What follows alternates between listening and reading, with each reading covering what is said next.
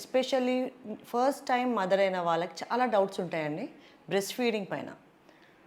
పాలు మెయిన్గా బేబీకి పాలు సరిపోతున్నాయా లేదా, ఫీడింగ్ పొజిషన్స్ ఏది correct, and baby latching technique ఏంటి అనేది ఇలాంటివి అడుగుతూ ఉంటారు. ఈరోజు మనం దీని గురించి డీటెయిల్గా తెలుసుకుందాం.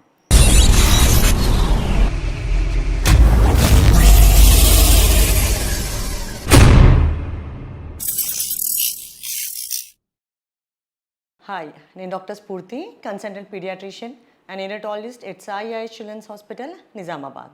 డిఫరెంట్ పొజిషన్స్ ఉంటాయండి బ్రెస్ట్ ఫీడింగ్లో. మెయిన్గా ఇంపార్టెంట్ ఏంటి అంటే తల్లి బేబీకి పాలు తాగించేటప్పుడు మెయిన్గా మదర్ కంఫర్టబుల్గా ఉండాలి. సో చైర్లో కూర్చోవడము లేదంటే బెడ్ పైన కూర్చున్నప్పుడు బ్యాక్ సపోర్ట్కి పిల్లోస్ పెట్టుకోవడం లాంటివి చేయాలి. రెండోది, తల్లి వంగి ఎప్పుడైనా బేబీకి పాలు తాగించకూడదు. బేబీని మనకి బ్రెస్ట్ ఫీడింగ్ పిల్లోస్ అని దొరుకుతాయండి, అవి హెల్ప్ అవుతాయి చాలా.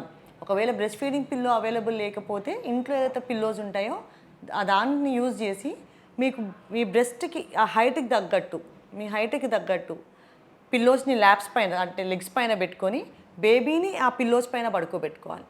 ఆ తర్వాత ఫీడింగ్ అనేది చేయాలి. సో ఫీడింగ్లో చాలా రకాల టెక్నిక్స్ ఉంటాయండి. మదర్కి బేబీకి ఏదైతే కంఫర్టబుల్ అనిపిస్తుందో ఆ పొజిషన్ని మీరు ఫాలో చేయొచ్చు. కానీ మీరు గుర్తుపెట్టుకోవాల్సినది ఏంటి అంటే ఆ టైంలో బేబీని మనం ఇలా బ్రెస్ట్ ఫీడింగ్కి తీసుకునేటప్పుడు బేబీ తల, అప్పర్ బ్యాక్, లోవర్ బ్యాక్ అన్ని స్ట్రెయిట్ పొజిషన్లో ఉండాలండి. And baby chin mother lower side of the బ్రెస్ట్కి టచ్ అయ్యి ఉండాలి. బేబీ కడుపు ఏదైతే ఉందో తల్లి కడుపుకి ఇలా అటాచ్ అయ్యి ఉండాలి. ఇది కరెక్ట్ పొజిషన్ అనమాట. ఇలా తీసుకున్నాక మదర్ నిప్పల్తోని బేబీ అప్పర్ లిప్ని లేదంటే కార్నర్ ఆఫ్ ద మౌత్ని స్టిమ్యులేట్ చేయాలి.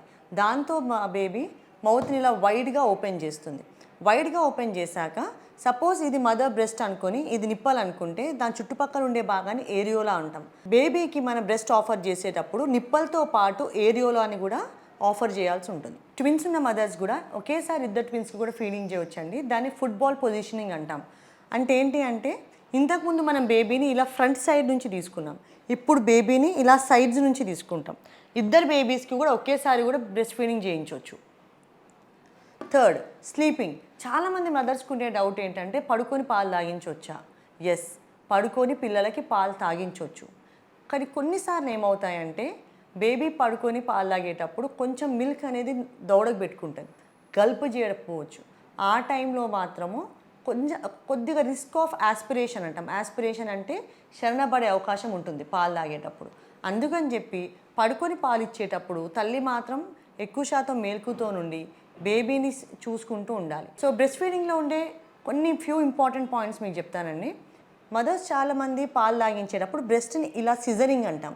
అంటే ఛాతిని ఇలా సిజరింగ్ చేసి పిల్లలకు పాలు తాగిస్తూ ఉంటారు. పెద్దవాళ్ళు అలా చేయకపోతే ఎక్కువ పాలు బేబీ నోట్లోకి వెళ్ళిపోతాయి, శరణబడ్డట్టు అవుతుందేమో అనేది డౌట్ ఉంటుందన్నమాట. అటువంటిది ఏమి ఉండదండి. బ్రెస్ట్ని ఇలా స్క్వీజ్ చేసి పాలు ఇవ్వకూడదు. దాని బదులు బ్రెస్ట్ ఇలా ఉన్నప్పుడు ఇట్లా కింద నుంచి ఆఫర్ చేయాలి.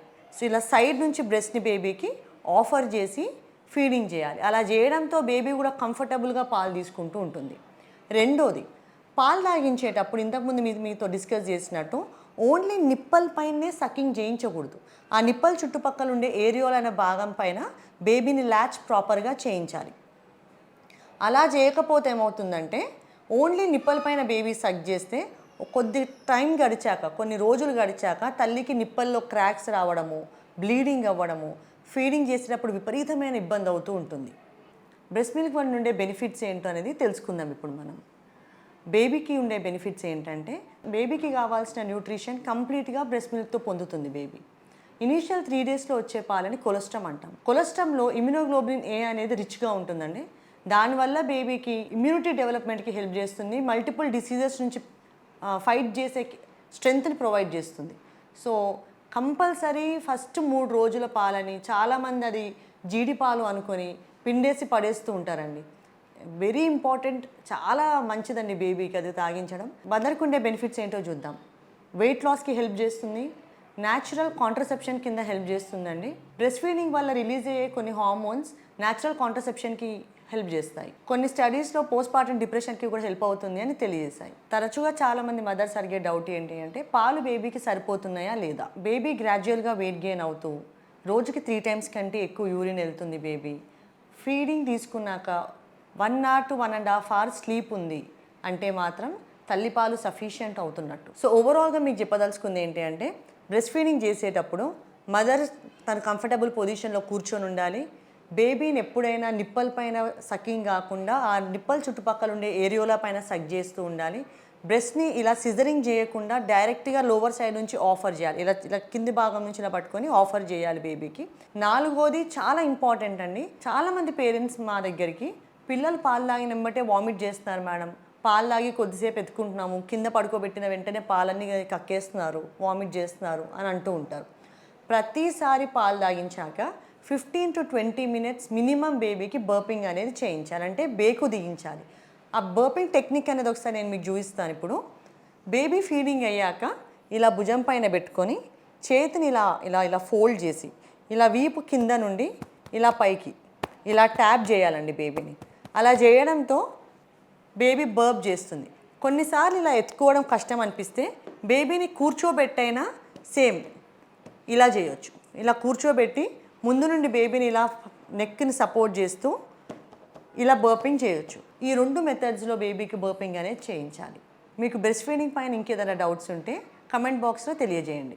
బేబీకి ఏ టైంలో సెమీ సాలిడ్స్ అనేవి ఇంట్రడ్యూస్ చేయాలి, ఏ మంత్లో ఏ టైప్ ఫుడ్ అనేది మన బేబీకి ఇంట్రడ్యూస్ చేయాలి, అండ్ బ్రెస్ట్ మిల్క్ ఎప్పటి వరకు ఒక మదర్ బేబీకి ఇవ్వచ్చు అనే దాని గురించి నా నెక్స్ట్ టాపిక్లో మనం డిస్కస్ చేద్దాం. Thank you.